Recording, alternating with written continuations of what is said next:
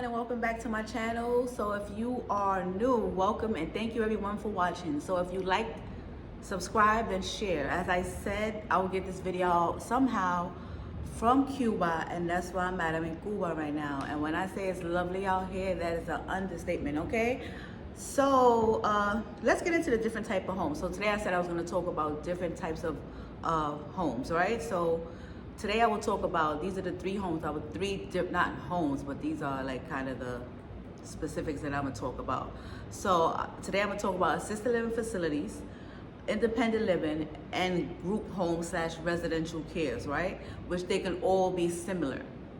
Assisted living is for individuals that need help with daily care, yet not as much as a nursing home will provide, right?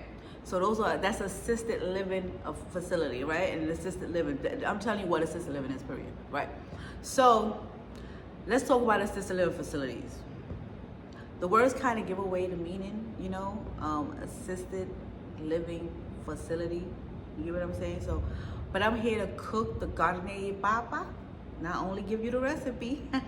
So on assisted living facilities, so an assisted living facility is a facility that houses individuals in a residential setting, right? And assisted living facilities can resemble nursing homes at times. However, it's not a nursing home, right? Just make sure you get that clear. Assisted living facilities is not a nursing home, right? The individuals that occupy the homes can range from elderly, disabled, infirm, mentally, physically, and intellectually disabled, or individuals that need specific and individualized care, right? So like dementia and maybe or Alzheimer's. You can have an individual, all of the above, and I've seen it, and believe me, it happens, right? So all right, on that note, so that you can open up an assisted living facilities that specialize in specific care too. So you could do like memory care for individuals with Alzheimer's or dementia. An assisted living facility can typically house like around, I'll say 25 to 100 individuals you can house in there. I've never heard of more than that, but I think 25 to 100 individuals, right? And an assisted living facility offers a multitude of care on different levels, right? So each individual may pay more or may less. And I will get into a video about the pay rate that it is to stay in an assisted living home. I will talk about the price in another video, definitely another video.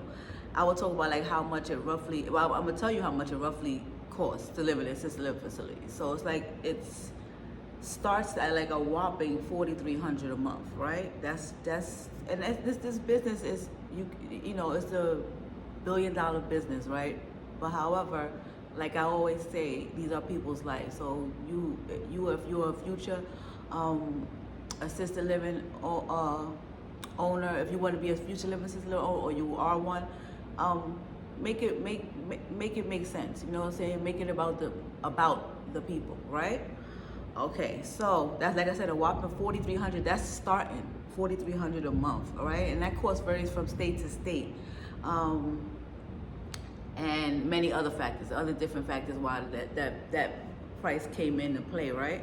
So an ALF offers 24-hour care, health management, medication management, that's what I was talking about the last time, and medication reminders, right? Social activities. They do a lot there. So social activities like, you know, they'll go out on outings, you know, bingo, doing things like that. But, you know, I'll talk about that another time as well. They do personal care with assistance with bathing, right? Eating, ADLs, which is assisted daily living. I talked about that before. They can even offer spa services, bars, dining halls, pool halls, etc. I mean, and the list goes on and on that you can add on into your assisted living facility, right? The list goes on and on with that. And of course, you know, the more the amenities, the price may go up and everything like that. So, you know, you get it, right? Assisted living facilities is exactly in the name, assisted, right? Assisted. So much individuals can do things on, so most of the individuals can do things on their own, right? But just need some type of assistance, you know, and a facility, of course, is not a home. So I just want you to get that clear. So I'm talking about assisted living facility. A facility is not a home. A facility, of course, is not a home, all right? So let's get into, so that on that note, let's get into residential care homes, right? People call it residential care homes. They call it group homes. All one and the same.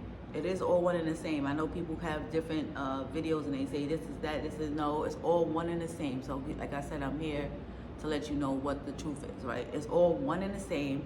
And I noticed over the years, you know, you know, that it depends on what state you're in. And, you know, it depends on what state you're in, they will call it different names. Or as far as residential care home or group home, some may even say board homes. I've heard that too. However, it's all one and the same, and they are residential, and it gives away the meaning to it in the name. It's residential care homes because it's in a residential area, and the areas for most part, well, for all I've seen, the areas that you have a residential care home, or you'll see residential care homes, because you won't even see them, to be honest. Residential care home is like a home that you would live in, like with your family. It's not no different. It could be a next door neighbor that has a residential care home. Unless anything's going on, you wouldn't know, but you know, you get what I'm saying, right? For the most part, there's no distinguishing differences, right? Than a regular family home, no distinguishing differences. They are equipped with staff to provide care to no more than 10 residents. I've like 10 residents. I have seen the most I worked with, and this is by myself, literally too. The most I worked with was at like 7 residents. That's the most I've seen. Like I said, it goes up to 10 residents, but the most I've seen is 7. If you have 10, kudos to you. You know, I don't know. And this is for the state of Virginia. I'm not sure what the other states, you know, what they require, and what the state requires and things like that. This is for the state of Virginia. That's what I'm talking about, right? I'm not talking about any other state right now. Well, to be honest, most of the things that I'm talking about, it is probably more so for across the board for everyone, right? It is kind of like that, but however, each state have little specific stuff that's not exactly what I'm talking about. You get what I'm saying? So if you have any questions or concerns, or if you're like, oh, that's not what's going on, or where I'm at, or this, that, or third, let me know. Send me an email or comment below and let me know what you think about it, and I will really get down to what it is and what it's not, right? So, like I said, 10 residents. So this is where you will hire, when you have residential care homes, and this is what I've only seen. I've never been in a residential care home when a person is a home health aide. Now, I've been in residential care homes where a person is a home health aide and a direct support professional. They have that both under their belt. I've seen that before. But mostly what I've seen is that the residential care homes, group homes or board homes or whatever, you know, we want to call it, that they hire DSPs. That's me, right? They will hire a DSP. Some owners hire home health aides, like I said. I will get into that in another video, and different caregivers and the pay rates and all that other stuff. I will definitely get into that in another video. So let's talk about independent living, right? All right, that's enough with so enough with the residential care homes, right? Because I will keep going on and on about that.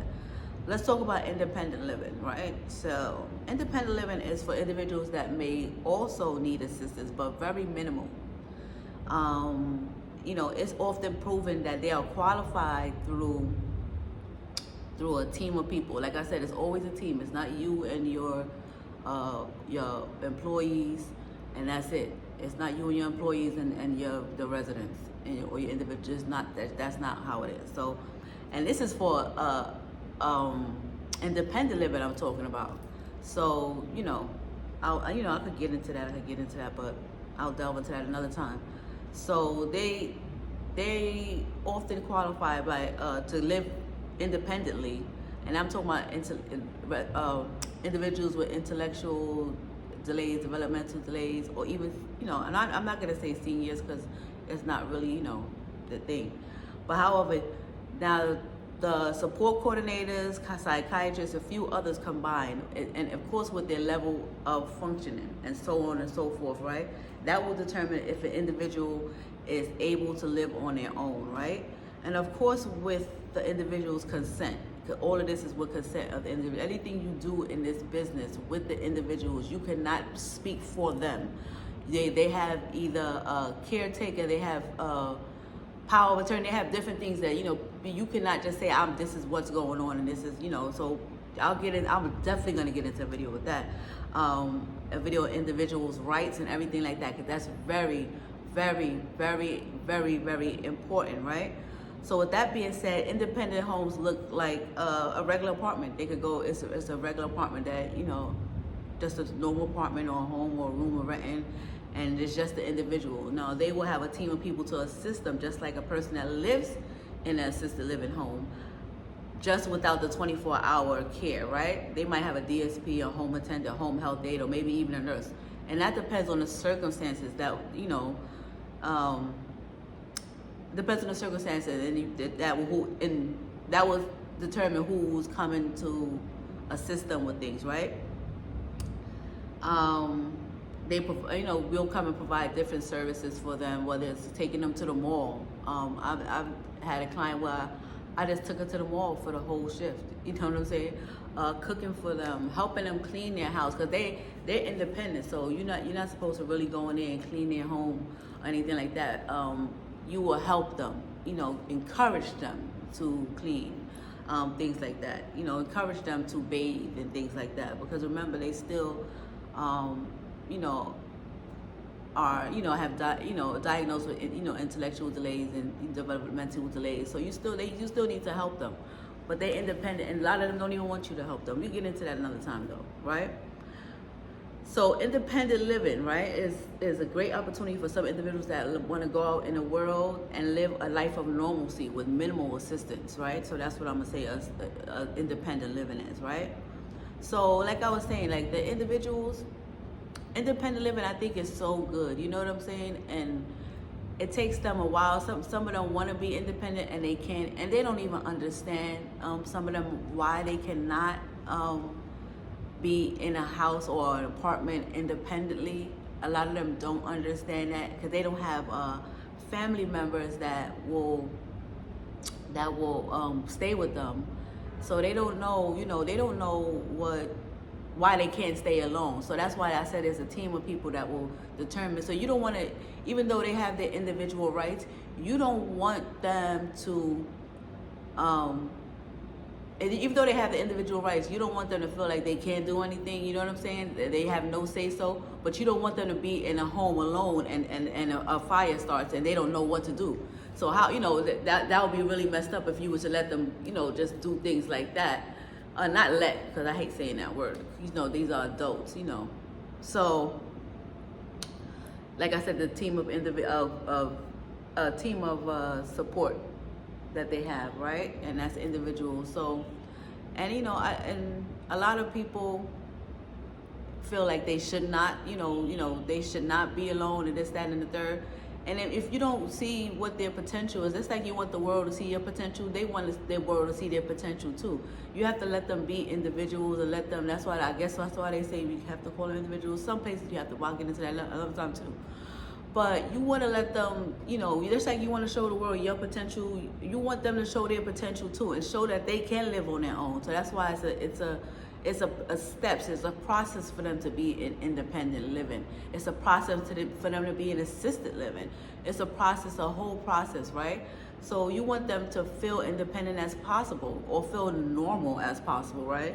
So, that's the thing. And I love independent living. Like I said, I had cases where I went and just brought them to the mall. They knew how to do everything. They do everything that we do. They're no different. You know what I'm saying? People look at them like they look there, but that has nothing to do. Their potential is limitless, like ours, right? Like anybody else, right? So there you have it. Those are the three specific homes, right, for the individuals that are intellectually, developmentally, and even elderly, right? Some are both. So The individuals can range from adolescents to elderly, and for elderly individuals, that's specifically a nursing home. When they just say, "Oh, it's that my parent or my aunt or whatever is elderly," and they need a place to stay, and if they're not intellectually delayed or developmentally delayed, elderly, they will be in like a nursing home, a senior. I think it's called senior living, nursing homes, those two, right? Which I could definitely talk about if anyone needs me to talk about. I specifically work, even though I work with someone that's 100 and something years old, I specifically work, and that was like home health aide in New York. So I specifically work with the ID and DD community, which of course some of them are elderly, right? So, you know, a lot of these things kind of go hand in hand, and if you think about it, you know, because if you see an elderly person, they might be limited on what things that they can do, so they need assistance. Then you see a person that's intellectually delayed or developmentally delayed. They need assistance because things that they can do are limited, right? So think about that. I really hope that I helped someone today. I wish all assisted living and group home owners and future owners the best of luck, because this journey is definitely not easy. Believe me, it's not. And shout out to all the caregivers too. Shout out to all the caregivers, because we need them. Without them caregivers, I don't know. Believe me, I don't know. So next week I'll be talking about ISPs. Yay! ISP. So, which again, the ISP stands for Individual Service Plans. And that's very, very, very, very, very, again, very important. So tune in next week. If you like, subscribe, then share it. And if you've never been to Cuba, please visit. Viva la Cuba.